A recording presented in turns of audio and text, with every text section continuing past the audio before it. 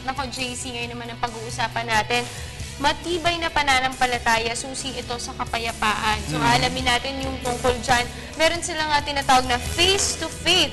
Ano kaya ito? Makakasama natin this morning si Erwin R. Montojo, Assistant Country Coordinator ng Face to Faith of the Tony Blair Faith Foundation. Good morning, sir. Good morning. Magandang umaga, sir. Good morning. Sir, siguro umpisahan natin, no? Tungkol saan nga ba itong face to faith? Okay. Siguro, in a very few words, pwedeng sabihin it's a schools-based program that gives students exposure to students from other parts of the world who probably have a faith different from their own. And hopefully by the exposure, magkakaroon ng education about peoples of other faiths. At pagka nagkaganon, hopefully magkakaroon ng kapayapaan, understanding in the world. So, sir, this is actually 2 years pa lang ito. 2 years pa lang sa Philippines. Anong nagkaroon ba kayo na inspirasyon? Bakit nyo ito ginagawa? At anong objectives? Okay. Ang story nito, nagsimula talaga sa London with Tony Blair, probably because of Tony Blair's experience about religious extremism. Ang napag-isipan niya na we have to educate mga young people to understand peoples of other faiths, to understand faith. Kasi sabi niya, in a globalized world, we become closer to each other, but if we come closer to each other, pero wala namang understanding about what you believe in and what causes you to act the way you do, sabi niya, baka magkakaroon ng mga frictions.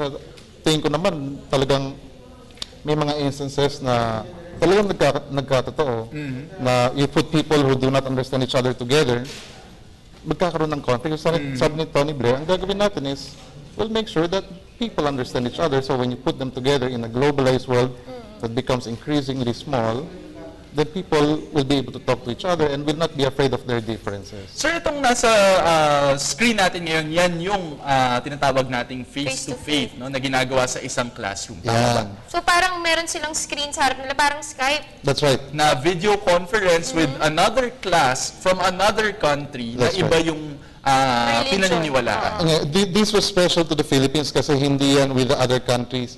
Ito ay isang multi-point video conference among multi-point video conference among 4 schools in the country. Okay. They made this, the foundation, which is supposed to be international. Dapat kasi usually, one school in the Philippines with a school abroad.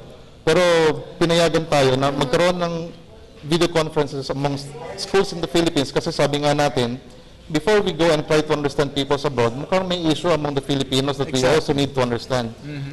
So ang ginawa dito, we paired schools from Visayas and Luzon with the school in Mindanao. And then we made the school in Mindanao that had Muslim students speak.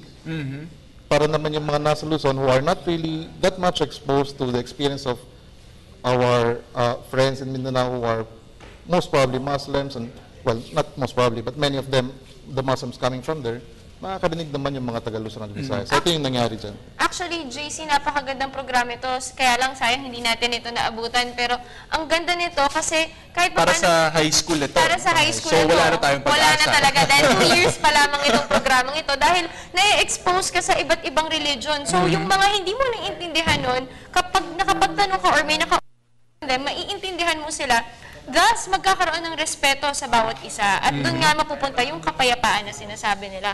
Pero sir, itong programa na ito, pwede ba yung kunyari, pareho rin ng religion, pwede pa rin mag-usap? Maaari din kasi ang tingin natin, hindi naman monolithic yung religion na yan. Halimbawa, within Christianity, magkakaiba din ang mga pananaw nila, so dapat din may interfaith dialogue. Hindi lang interfaith among different faiths, even within the faith. In fact, nangyari nga sa amin na may nag-video conference isang Catholic school from the Philippines with another Catholic school from Australia. Right. At habang nagda-dialogue sila, kasi ang pinag-uusapan hindi naman theological faith, kundi vernacular as I experience it. Sabi ng mga students sa Australia, ng mga Katoliko din, sabi nila, hindi namin naunawaan yung ginagawa niya sa Quiapo. Really? Pero Katoliko din sila. Nakatoliko rin naman nakatulad natin, pero magkaiba. So nagkakaroon ng understanding about our practices of Catholicism here against their practice of it. Kasi parang sa atin merong medyo parang folk, no, na bahagi ng Katolisismo ng mga Pilipino, no, compared siguro doon sa Katolisismo rin mga Australians, no, na sinabi nga ni Sir. Pero Sir, dito sa ginagawa natin ito, ano kaya yung mga usual na pinag-uusapan nila or mga pinagkukwentuhan ng mga bata? usually pagka first video conference yan, hindi mo masyadong malalim ang pinag-uusapan. Ang pinag-uusapan lamang ay you and your family, you and your community, the issues in your family and community. Tapos pinapalalim lamang yan doon sa bahagi ng dialogue na pinapasukan na ng faith.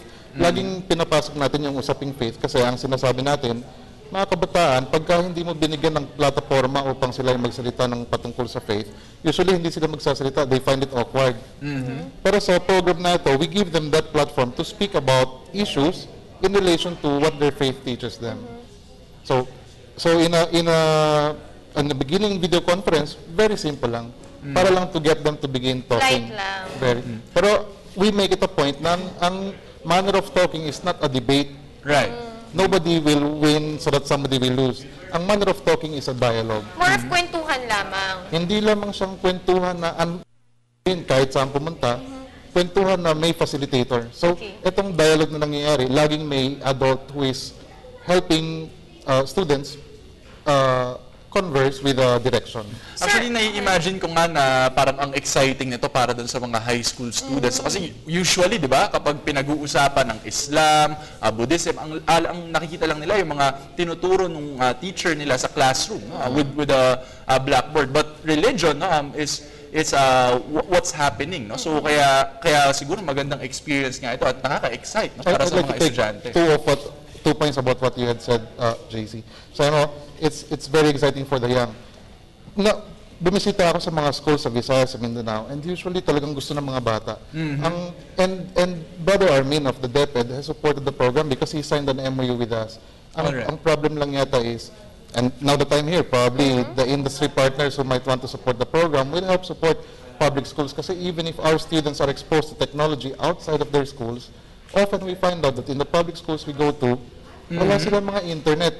And because the program makes use of technology, ng mga bata matuto in this sense, it's not possible for them. So, right. Yeah. So what we're doing now is we're trying to look for industry partners that can help, particularly mga public schools, so that they could also Actually, enjoy the maganda program. rin na ma-expose din sila dito. And I believe you have 19 branches po. So, do you plan to expand? Actually, we have, now in the country, there are 28 schools that are already part of it.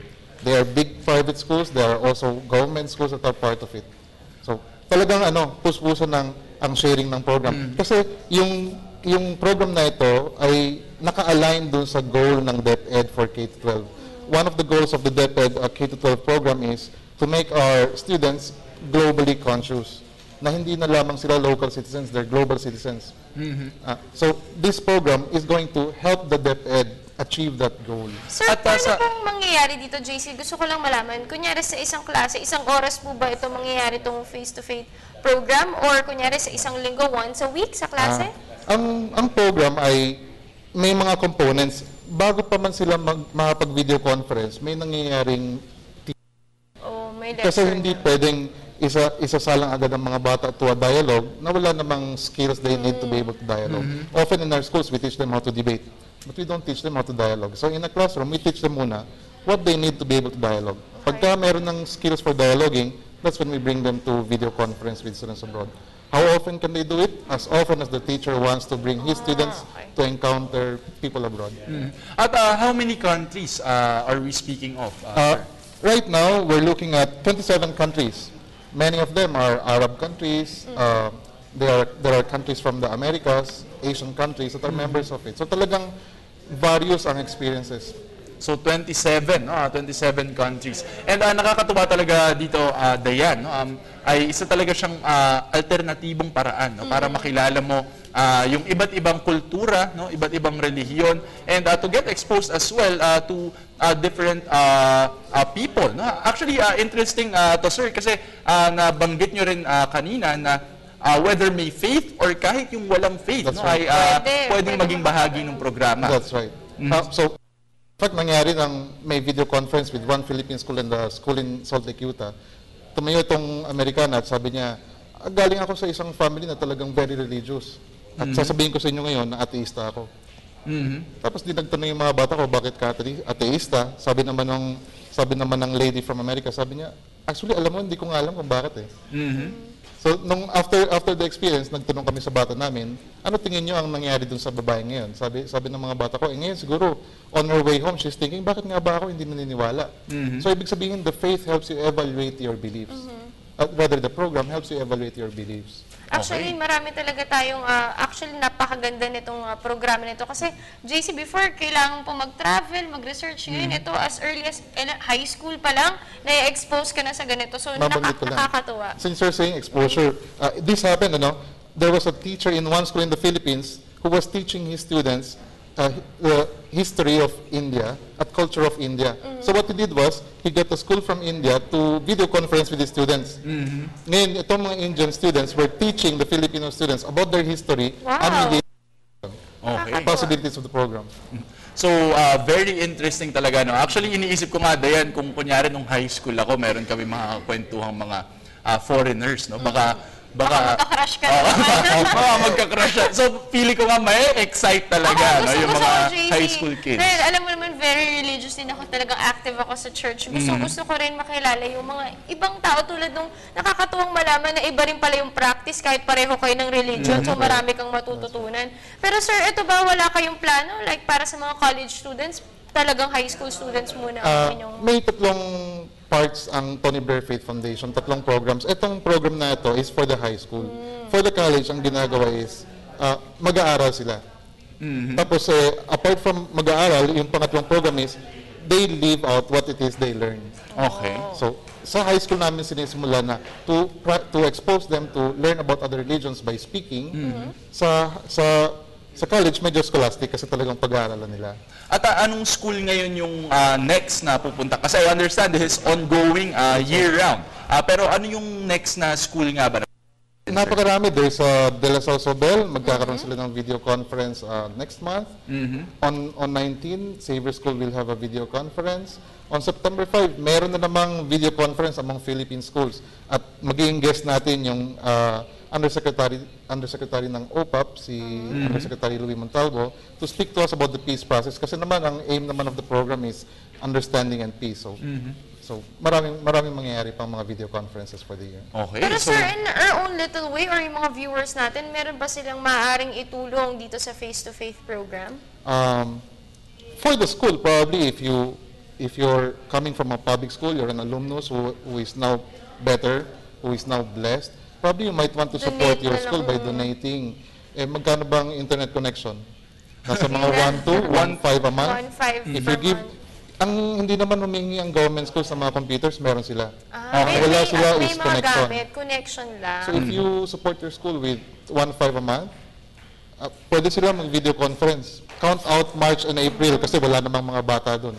siguro, sir, para naman sa ating mga administrative, faculty, tsaka mga private school owners na rin, paano nga ba nila maaari kayong makontak para makakuha nitong programa? Pwede silang pumunta sa website na facetofaithonline.org, and then they can express interest in the program and they will send an email tapos i-forward din sa akin, or they can write to philippines1@facetofaithonline.org. And of course, sir, do you have any last message to our viewers? We'd like for you to, not only in the schools but even at home, to make your kids learn how to speak about their faiths. Kasi when they speak about their faith, then probably people will understand them and what it is that affects the way that they act. Okay, so maraming salamat, Thank you so sir. much, At sir. ini-encourage natin ang lahat ng private schools na talaga namang mag-participate dito sa programa. At hindi lang yan, kung may magandang loob ka sana sa mga public schools din para ma-expose din sila sa ganitong programa, makapag-donate tayo. Kahit man yung connection, yung internet connection. At yan po si Ginoong Erwin Montojo, Assistant Country Coordinator for Manila ng Tony Blair Faith Foundation.